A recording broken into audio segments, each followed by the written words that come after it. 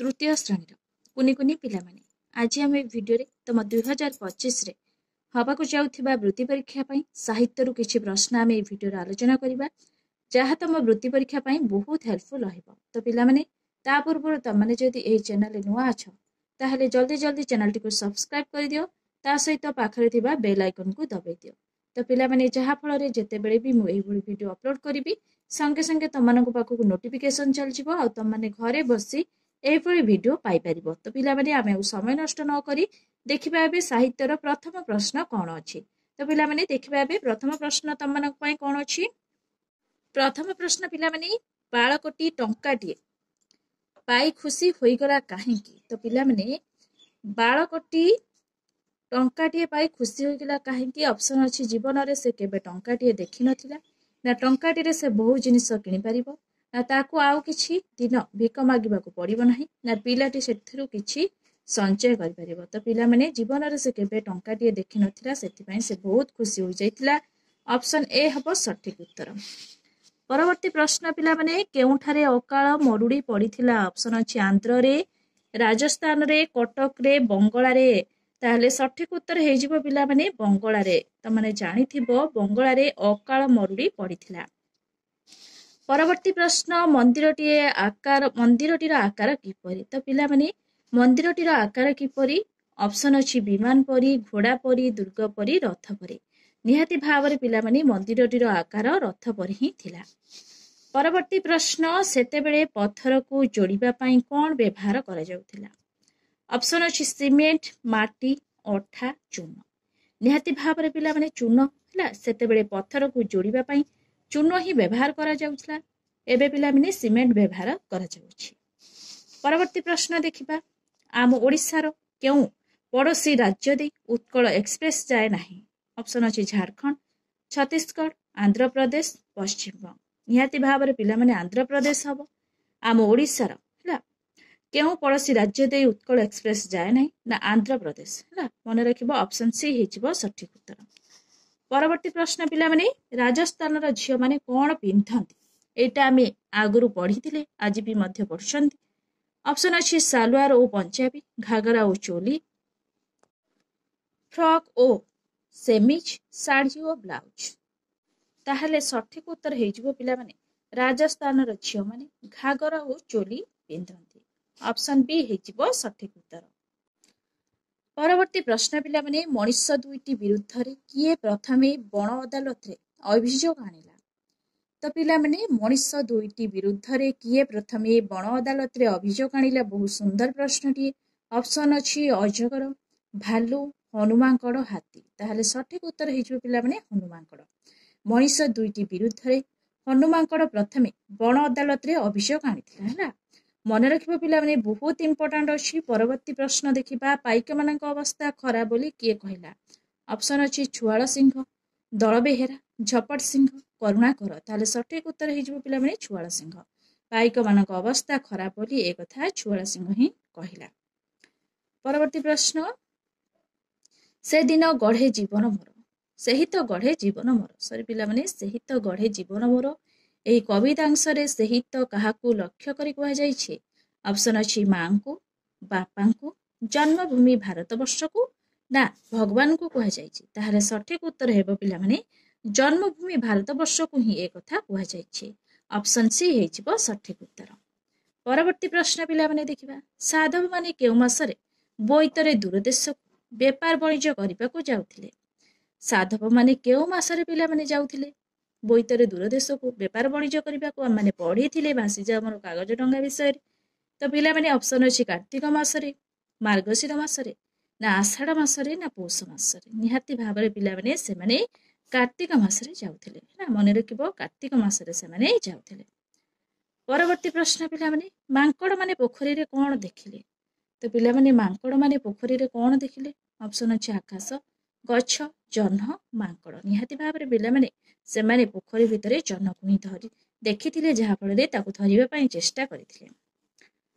तो पिला माने परवर्ती प्रश्न ओदारे जुडु बुडु मांकड़टी कोन कला। ऑप्शन अछि शीतरे थरिबाकू लागिला ना लाजरे पळाई गला ना निया पी होउतिला ना गछकू चढ़ी अन्य मांकड़ सह डाଳରେ बसिला। निहाती भाबरे गछकू चढ़ी ଅନ୍ୟମାନଙ୍କ ସହ ଡାଳରେ ବସିଥିଲା ହେଲା। ଅପସନ ଡି ହେଇଯିବ ସଠିକ ଉତ୍ତର।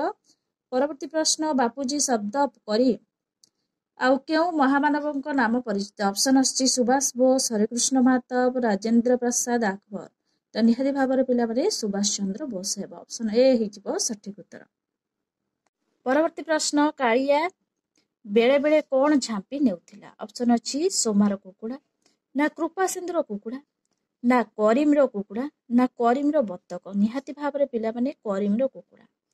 କାଳିଆ ବେଳେ ବେଳେ କଣ ଝାମ୍ପି ନେଉଥିଲା? ତ ପିଲାମାନେ କରିମର କୁକୁଡ଼ାକୁ ଝାମ୍ପି ନେଉଥିଲା। ତ ପିଲାମାନେ କାଳିଆ କିଏ? ନା କୃପା ସିନ୍ଧୁ ରଖିଥିବା କୁକୁରର ନାଁ ହେଉଛି କାଳିଆ। ମନେ ରଖିବ।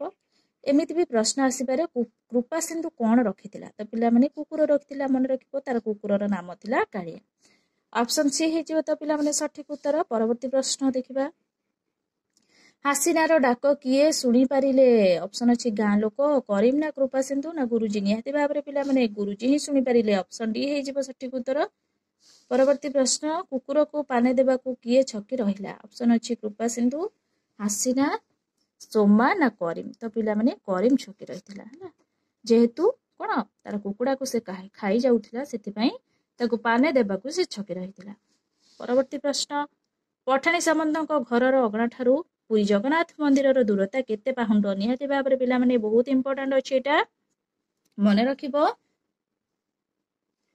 ଏଇଠି ପିଲାମାନେ ଅପସନ ଦେଇଛି କଣ, 1,15,200 ପାହୁଣ୍ଡ, ନା 1,35,000 କଣ 100 ପାହୁଣ୍ଡ, ନା 1,51,200 ପାହୁଣ୍ଡ, ନା 1,55,100 ପାହୁଣ୍ଡ। ନିହାତି ଭାବରେ ପିଲାମାନେ ଅପସନ ସି ହେଇଯିବ ସଠିକ ଉତ୍ତର, 1,51,200 ପାହୁଣ୍ଡ ହେଲା। ମନେ ରଖିବ, ପଠାଣି ସାମନ୍ତଙ୍କ ଘରର ଅଗଣା ଠାରୁ ପୁରୀ ଜଗନ୍ନାଥ ମନ୍ଦିରର ଦୂରତା କେତେ ପାହୁଣ୍ଡ? ନା 1,51,200 ପାହୁଣ୍ଡ। ପରବର୍ତ୍ତୀ ପ୍ରଶ୍ନ ଦେଖିବା, ପଠାଣି ସାମନ୍ତ କେଉଁ ଜିଲ୍ଲାରେ ଜନ୍ମଗ୍ରହଣ କରିଥିଲେ? ଅପସନ ଅଛି କଟକ, ଗଞ୍ଜାମ, କୋରାପୁଟ, ନୟାଗଡ଼। ନିହାତି ଭାବରେ ପିଲାମାନେ କଣ ନୟାଗଡ଼ ଜିଲ୍ଲାରେ ସେ ଜନ୍ମଗ୍ରହଣ କରିଥିଲେ।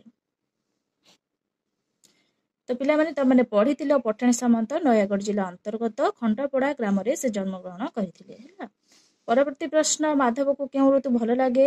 ମାଧବକୁ ପିଲାମାନେ ଅପସନ ଅଛି ଶୀତ ଋତୁ, ସବୁ ଋତୁ, ବର୍ଷା ଋତୁ, ଗ୍ରୀଷ୍ମ ଋତୁ। ନିହାତି ଭାବରେ ମାଧବକୁ ଗ୍ରୀଷ୍ମ ଋତୁ ହିଁ ଭଲ ଲାଗେ। ତ ବର୍ଷା ଋତୁ ପିଲାମାନେ କାହାକୁ ଭଲ ଲାଗେ? ମିତାକୁ ହିଁ ଭଲ ଲାଗେ ହେଲା। ମନେ ରଖିବ ପିଲାମାନେ, ଏଇଭଳି ପ୍ରଶ୍ନ ଆସିବ। ପରବର୍ତ୍ତୀ ପ୍ରଶ୍ନ, ଭୋକରେ ଆଉଟୁ ପାଉଟୁ ହୋଇ ଏଣେ ତେଣେ ଭିକ ମାଗୁଥାନ୍ତି, ଏହି ବାକ୍ୟରେ ଆଉଟୁ ପାଉଟୁ ଅର୍ଥ ନିମ୍ନୋକ୍ତ କେଉଁଠି? ଅପସନ ଅଛି ଚକିତ, ରୋଜଗାର, ବିକଳ, କରୁଣ। ଆଉଟୁ ପାଉଟୁ ମାନେ ପିଲାମାନେ କଣ ଭୋକରେ ଆଉଟୁ ପାଉଟୁ ହଉଛି ମାନେ ବିକଳ ହଉଛି, ତାହେଲେ ଆଉଟୁ ପାଉଟୁ ଅର୍ଥ ହେଉଛି କଣ ବିକଳ ହେବା। ଅପସନ ସି ହେଇଯିବ ସଠିକ ଉତ୍ତର। ପରବର୍ତ୍ତୀ ପ୍ରଶ୍ନ, ବିଦ୍ୟାସାଗର କେଉଁ ସହର ଦେଇ ଯାଉଥିଲେ? ତ ପିଲାମାନେ ବିଦ୍ୟାସାଗର ବର୍ଦ୍ଧମାନ ସହର ଦେଇ ଯାଉଥିଲେ, ତମାନେ ପଢିଥିଲେ ନା ନାଇଁ? ଅପସନ ଅଛି ହୁଗୁଳି, କଲିକତା, କଟକ, ବର୍ଦ୍ଧମାନ। ଅପସନ ଡି ହେଇଯିବ ସଠିକ ଉତ୍ତର, ବର୍ଦ୍ଧମାନ ସହର ଦେଇ ଯାଉଥିଲେ। ପରବର୍ତ୍ତୀ ପ୍ରଶ୍ନ, ବିଶୁ ମହାରଣା କଣ ଦେଖି ପୁଅକୁ ଚିହ୍ନି ପାରିଲେ? ଅପସନ ଅଛି ହାର, ମୁଦି, ଜାମୁକୋଳି, ବରକୋଳି। ନିହାତି ଭାବରେ ବାଡ଼ି ବରକୋଳି ଦେଖି ସେ ଚିହ୍ନି ପାରିଥିଲେ। ଅପସନ ଡି ହେଇଯିବ ସଠିକ ଉତ୍ତର। ମନେ ରଖିବ, ବିଶୁ ମହାରଣା ବରକୋଳି ଦେଖି ତାଙ୍କ ପୁଅକୁ ଚିହ୍ନି ପାରିଥିଲେ ହେଲା। ତାଙ୍କ ପୁଅଙ୍କ ନାମ କଣ ଥିଲା ପିଲାମାନେ? ନା ଧର୍ମା ବା ଧର୍ମପଦ ହେଲା। ପରବର୍ତ୍ତୀ ପ୍ରଶ୍ନ ଦେଖିବା, ପରବର୍ତ୍ତୀ ପ୍ରଶ୍ନ, ମହତ କାର୍ଯ୍ୟରେ ଜୀବନ ଦେବା କେତେ ଜଣଙ୍କ ଭାଗ୍ୟରେ ଘଟେ? ଏ କଥା କିଏ କହିଛନ୍ତି? ତ ପିଲାମାନେ ବହୁତ ଇମ୍ପୋର୍ଟାଣ୍ଟ ଅଛି। ମହତ କାର୍ଯ୍ୟରେ ଜୀବନ ଦେବା କେତେ ଜଣଙ୍କ ଭାଗ୍ୟରେ ଘଟେ, ଏ କଥା କିଏ କହିଛନ୍ତି? ଅପସନ ଅଛି 1200 ବଢେଇ, ଲାଙ୍ଗୁଳା ନରସିଂହ ଦେବ, ନା ବିଶୁ ମହାରଣା, ନା ଧର୍ମା। ନିହାତି ଭାବରେ ଏ କଥା ଧର୍ମା ହିଁ କହିଛନ୍ତି ହେଲା। ଯେତେବେଳେ ତାଙ୍କର ପିତା କିଏ ପିଲାମାନେ ବିଶୁ ମହାରଣା ମନ ଦୁଃଖ କରିଛନ୍ତି, ସେତେବେଳେ ଧର୍ମା ତାଙ୍କୁ ବୁଝାଇବାକୁ ଯାଇ କହିଛନ୍ତି ଯେ ମହତ କାର୍ଯ୍ୟରେ ଜୀବନ ଦେବା କେତେ ଜଣଙ୍କ ଭାଗ୍ୟରେ ଘଟେ, ଏ କଥା ଧର୍ମା ହିଁ କହିଛି। ପରବର୍ତ୍ତୀ ପ୍ରଶ୍ନ ପିଲାମାନେ, ଆସାମର ଲୋକମାନେ କେଉଁ ଭାଷାରେ କଥାବାର୍ତ୍ତା କରନ୍ତି? ଅପସନ ଅଛି ବଙ୍ଗଳା, ପଞ୍ଜାବୀ, ଆସାମୀୟ, ମରାଠା। ନିହାତି ଭାବରେ ଆସାମୀୟ ହେଲା। ଅପସନ ବି ହେଇଯିବ ସଠିକ ଉତ୍ତର। ପରବର୍ତ୍ତୀ ପ୍ରଶ୍ନ, ଶୁଦ୍ଧ ବାନାନଟିକୁ ବାଛି ଲେଖ। ତ ଅଧିବାସୀ ପିଲାମାନେ ଏଇଭଳି ଲେଖାଯାଇଛି, ତାହେଲେ ନିହାତି ଭାବରେ ଅପସନ ଡି ହେଇଯିବ ଶୁଦ୍ଧ ହେଲା। ଶୁଦ୍ଧ ବନାନଟି ପିଲାମାନେ ମନେ ରଖିବ, ଅ ଧରେ ହସେଇକାରେ, ବରକରେ ବା, ଦନ୍ତେଶ୍ୱରରେ ଦୀର୍ଘଇକାରେ ହେଲା। ଏଇଗୁଡିକ ପିଲାମାନେ ତମାନେ ଦେଖିବା ଦରକାର ନାହିଁ। ତମାନେ ଶୁଦ୍ଧ ବନାନଟିକୁ କେବଳ ଲକ୍ଷ୍ୟ କର, କାହିଁକି ନା ଅନ୍ୟ ଗୁଡ଼ିକୁ ଦେଖିଲେ ତମାନେ କନଫ୍ୟୁଜନ ହେଇଯିବ ଆଉ ଜାଣି ଜାଣି ଭୁଲ କରିଦବ। ପରବର୍ତ୍ତୀ ପ୍ରଶ୍ନ ଦେଖିବା, ପରବର୍ତ୍ତୀ ପ୍ରଶ୍ନ ପିଲାମାନେ, ତାହାରି ପାଇଁ ଜୀବନ ଢାଳି ରଖିବା ଆମେ ତାହାରି ନାମ, ଏହି ପଦ୍ୟାଂଶଟି କେଉଁ ପଦ୍ୟରେ ଅଟେ? ଅପସନ ଅଛି ଭାସିଯା ଆମର କାଗଜ ଟଙ୍କା, ନା ସେହି ମୋ ପ୍ରିୟ ଜନ୍ମଭୂମି, ନା ଢିକି ଫୁଲର ବାସ। ନିହାତି ଭାବରେ ପିଲାମାନେ ସେହି ମୋ ପ୍ରିୟ ଜନ୍ମଭୂମି ଏହି କବିତାର ଅଟେ ବା ଏହି ପଦ୍ୟର ଅଟେ ହେଲା। ଖ ହେଇଯିବ ସଠିକ ଉତ୍ତର। ପରବର୍ତ୍ତୀ ପ୍ରଶ୍ନ ପିଲାମାନେ କେଉଁ ନଦୀର ମୁହାଣରେ କୋଣାର୍କ ମନ୍ଦିର ତୋଳାଯାଇଥିଲା? କେଉଁ ନଦୀର ମୁହାଣରେ ପିଲାମାନେ କୋଣାର୍କ ମନ୍ଦିର ତୋଳାଯାଇଥିଲା? ଅପସନ ଅଛି ଗଙ୍ଗା ନଦୀ ମୁହାଣରେ, ନା ଚନ୍ଦ୍ରଭାଗା ନଦୀ ମୁହାଣରେ, ନା ମହାନଦୀ ମୁହାଣରେ। ତ ପିଲାମାନେ ସଠିକ ଉତ୍ତର ହେଇଯିବ କଣ? ଚନ୍ଦ୍ରଭାଗା ନଦୀ ମୁହାଣରେ ହେଲା। ମନେ ରଖିବ ଚନ୍ଦ୍ରଭାଗା ନଦୀ ମୁହାଣରେ କୋଣାର୍କ ମନ୍ଦିର ତୋଳାଯାଇଥିଲା। ଖ ହେଇଯିବ ସଠିକ ଉତ୍ତର। ପରବର୍ତ୍ତୀ ପ୍ରଶ୍ନ ପିଲାମାନେ ସାଧବ ପୁଅମାନେ କେଉଁ ମାସରେ ବଣିଜ କରିବାକୁ ଯାଉଥିଲେ? ତାହେଲେ କେଉଁ ମାସରେ ଯାଉଥିଲେ ପିଲାମାନେ? ଏବେ ଆମେ ପଢିଲେ ଅପସନ ଅଛି କାର୍ତ୍ତିକ ମାସ, ଶ୍ରାବଣ ମାସ, ଆଷାଢ ମାସ। ସେମାନେ କାର୍ତ୍ତିକ ମାସରେ ଯାଉଥିଲେ ହେଲା। ମନେ ରଖିବ ସେମାନେ କାର୍ତ୍ତିକ ମାସରେ ଯାଉଥିଲେ। ପରବର୍ତ୍ତୀ ପ୍ରଶ୍ନ ପିଲାମାନେ କବି ବୀରକିଶୋର କାହାର ଶକ୍ତି ଅଧିକ ବୋଲି କହିଛନ୍ତି? ଅପସନ ଅଛି ବନ୍ଧୁକ, କବିତା, ଖଡ୍ଗ। ନିହାତି ଭାବରେ କବିତାର ଶକ୍ତି ଅଧିକ ବୋଲି କହିଛନ୍ତି। ଖ ହେଇଯିବ ସଠିକ ଉତ୍ତର। ପରବର୍ତ୍ତୀ ପ୍ରଶ୍ନ ଦେଖିବା ପିଲାମାନେ ବଣି କେଉଁ କଥାଟିକୁ ବଡ ଦୁଃଖ ବୋଲି କହିଲା? ଅପସନ ଅଛି ସାଙ୍ଗସାଥୀ ମେଳରେ ରହିବା, ନା ସ୍ୱାଧୀନ ଭାବରେ ରହିବା, ନା ବନ୍ଦୀ ଭାବରେ ରହିବା। ତ ବନ୍ଦୀ ଭାବରେ ରହିବା ବଡ ଦୁଃଖ ବୋଲି ସେ କହିଲା। ତାର ସୁନା ପଞ୍ଜୁରୀ ଦରକାର ନାହିଁ ବୋଲି ସେ କୁନାକୁ କହିଥିଲା ନା ନାହିଁ? ତାହେଲେ ଅପସନ ଗ ହେଇଯିବ ସଠିକ ଉତ୍ତର। ପରବର୍ତ୍ତୀ ପ୍ରଶ୍ନ ଦେଖିବା ପିଲାମାନେ ତୁମ ପରି ଛୋଟ ପିଲାଟିଏ କବିତାରେ କେଉଁ ପିଲାଟି ବିଷୟରେ କୁହାଯାଇଛି? ତାହେଲେ ତୁମ ପରି ଛୋଟ ପିଲାଟିଏ କବିତାରେ କେଉଁ ପିଲାଟି ବିଷୟରେ କୁହାଯାଇଛି? ଅପସନ ଅଛି ଗୋପବନ୍ଧୁ, ମଧୁସୂଦନ ଦାସ, ମଧୁସୂଦନ ରାୟ। ତ ପିଲାମାନେ କାହା ବିଷୟରେ କୁହାଯାଇଛି? ତ ପିଲାମାନେ ନିହାତି ଭାବରେ ମଧୁସୂଦନ ଦାସଙ୍କ ବିଷୟରେ କୁହାଯାଇଛି। ମନେ ରଖିବ ତୁମ ପରି ଛୋଟ ପିଲାଟିଏ କବିତାରେ ମଧୁସୂଦନ ଦାସଙ୍କ କଣ ବିଷୟରେ କୁହାଯାଇଛି। ପରବର୍ତ୍ତୀ ପ୍ରଶ୍ନ ଦେଖିବା ପିଲାମାନେ ହାତରେ କଣ ଧରି ବାନର ସେନା ସାଜିଲେ? ଅପସନ ଅଛି ବନ୍ଧୁକ, ଧଳା ପତାକା, ତିରଙ୍ଗା ପତାକା। ନିହାତି ଭାବରେ ତିରଙ୍ଗା ପତାକା ହେଲା। ମନେ ରଖିବ ପିଲାମାନେ ହାତରେ ତିରଙ୍ଗା ପତାକା ଧରି ବାନର ସେନା ସାଜିଲେ। ପରବର୍ତ୍ତୀ ପ୍ରଶ୍ନ ଶୁଦ୍ଧ ବାକ୍ୟଟି କେଉଁଠି ହେବ? ଅପସନ ଅଛି ଜନ୍ମଭୂମି ଏକ ଆମ କ୍ଷେତ୍ର ପୁଣ୍ୟ ଓଡିଶା, ନା ଆମ ଓଡିଶା ଏକ ପୁଣ୍ୟ କ୍ଷେତ୍ର ଜନ୍ମଭୂମି, ନା ଆମ ଜନ୍ମଭୂମି ଓଡିଶା ଏକ ପୁଣ୍ୟ କ୍ଷେତ୍ର। ନିହାତି ଭାବରେ ପିଲାମାନେ ଅପସନ କ ହେଇଯିବ ସଠିକ ଉତ୍ତର। ଆମ ଜନ୍ମଭୂମି ଓଡିଶା ଏକ ପୁଣ୍ୟ କ୍ଷେତ୍ର। ପରବର୍ତ୍ତୀ ପ୍ରଶ୍ନ ଶୁଦ୍ଧ ଶବ୍ଦଟିକୁ ବାଛ। ଅପସନ ଅଛି ପ୍ରତିଯୋଗିତା। ତ ପିଲାମାନେ କୋଉଟା ଠିକ ହବ ଦେଖ। ପ୍ରତିଯୋଗିତା ପିଲାମାନେ ଅଛି ଦେଖ ପ୍ରତିଯୋଗିତା ପ୍ରତିଯୋଗିତା ପ୍ରତିଯୋଗିତା। ନିହାତି ଭାବରେ ପିଲାମାନେ କୋଉ ପ୍ରତିଯୋଗିତା ଠିକ ହବ ଦେଖ। ତ ପିଲାମାନେ ନିହାତି ଭାବରେ ମନେ ରଖିବ ଏଇ ପ୍ରତିଯୋଗିତା ହେଲା। ଏଇ ପ୍ରତିଯୋଗିତା ବନାନଟି ହଉଛି ଶୁଦ୍ଧ ହେଲା। ତାହେଲେ ଖ ହେଇଯିବ ସଠିକ ଉତ୍ତର। ତ ପିଲାମାନେ ଏଗୁଡିକ ଦେଖିବା ଜମା ବି ମାନେ ଉଚିତ ନୁହେଁ, କାହିଁକି ନା ଏଗୁଡିକ ଦେଖିଲେ ତମାନେ କନଫ୍ୟୁଜନ ହେଇଯିବ ହେଲା। ତମାନେ ଶୁଦ୍ଧ ବନାନଟିକୁ ସବୁବେଳେ ମନେ ରଖିବ, ପ୍ରତିଯୋଗିତା ଶୁଦ୍ଧ ବନାନଟିକୁ ମନେ ରଖିବ ହେଲା। ପରବର୍ତ୍ତୀ ପ୍ରଶ୍ନ ଦେଖିବା ଲୋଭୀର ବିପରୀତ ଶବ୍ଦଟି କଣ? ଅପସନ ଅଛି ନିର୍ଲୋଭୀ, ନିର୍ଲୋଭ, ନା ଲୋଭହୀନ। ତାହେଲେ ଲୋଭୀର ବିପରୀତ ଶବ୍ଦ ହେବ କଣ? ନିର୍ଲୋଭ ହେଲା। ନିର୍ଲୋଭୀ କେବେ ବି ହବ ନାହିଁ। ପରବର୍ତ୍ତୀ ପ୍ରଶ୍ନ ଦେଖିବା ପିଲାମାନେ ଫୁଲର ପ୍ରତିଯୋଗିତାଟି ତ ସରି ପିଲାମାନେ ଫୁଲର ପ୍ରତିଶବ୍ଦଟି କଣ? ଅପସନ ଅଛି ସରସୀ, କୁସୁମ, ବାସ। ତାହେଲେ ଫୁଲର ପ୍ରତିଶବ୍ଦଟି କଣ ହେବ? କୁସୁମ। କୁସୁମ ମାନେ ଫୁଲ ତମାନେ ଜାଣିଛ ପିଲାମାନେ। ପରବର୍ତ୍ତୀ ପ୍ରଶ୍ନ ପିଲାମାନେ ଦେଖିବା ବର୍ଷା ଋତୁରେ କଣ ହୁଏ ନାହିଁ? ତାହେଲେ ବର୍ଷା ଋତୁରେ କଣ ହୁଏ ନାହିଁ? ଅପସନ ଅଛି ଘଡଘଡି ମାରେ ତ ପିଲାମାନେ ବର୍ଷା ଦିନେ, ବିଜୁଳି ମାରେ ପିଲାମାନେ ବର୍ଷା ଦିନେ। ତାହେଲେ କଣ ହୁଏ ନାହିଁ? ଗରମ ପବନ ବହେ। ନିହାତି ଭାବରେ ପିଲାମାନେ ବର୍ଷା ଋତୁରେ ଗରମ ପବନ ବହେ ନାହିଁ ହେଲା। ଥଣ୍ଡା ପବନ ବହିଥାଏ। ଯେହେତୁ ବର୍ଷା ହୋଇଥାଏ ସେଥିପାଇଁ କଣ ଥଣ୍ଡା ପବନ ବହିଥାଏ, ଗରମ ପବନ କେବେ ବି ବହେ ନାହିଁ। ତାହେଲେ ଗ ହେଇଯିବ ସଠିକ ଉତ୍ତର। ପରବର୍ତ୍ତୀ ପ୍ରଶ୍ନ ପିଲାମାନେ ବନ୍ଦେ ଉତ୍କଳ ଜନନୀ କବିତା କିଏ ଲେଖିଛନ୍ତି? ବହୁତ ଇମ୍ପୋର୍ଟାଣ୍ଟ ପିଲାମାନେ। ବନ୍ଦେ ଉତ୍କଳ ଜନନୀ କବିତା କିଏ ଲେଖିଛନ୍ତି? ଅପସନ ଅଛି କାନ୍ତକବି ଲକ୍ଷ୍ମୀକାନ୍ତ ମହାପାତ୍ର, ନା ରବୀନ୍ଦ୍ରନାଥ ଠାକୁର, ନା ଗଙ୍ଗାଧର ମେହେର। ନିହାତି ଭାବରେ ପିଲାମାନେ ବନ୍ଦେ ଉତ୍କଳ ଜନନୀ କବିତାଟିକୁ କାନ୍ତକବି ଲକ୍ଷ୍ମୀକାନ୍ତ ମହାପାତ୍ର ହିଁ ଲେଖିଛନ୍ତି। ଅପସନ କ ହେଇଯିବ ସଠିକ ଉତ୍ତର। ପିଲାମାନେ ମନେ ରଖିବ ବନ୍ଦେ ଉତ୍କଳ ଜନନୀ କବିତାଟିକୁ କିଏ ଲେଖିଛନ୍ତି? ନା କାନ୍ତକବି ଲକ୍ଷ୍ମୀକାନ୍ତ ମହାପାତ୍ର ହିଁ ଲେଖିଛନ୍ତି ହେଲା।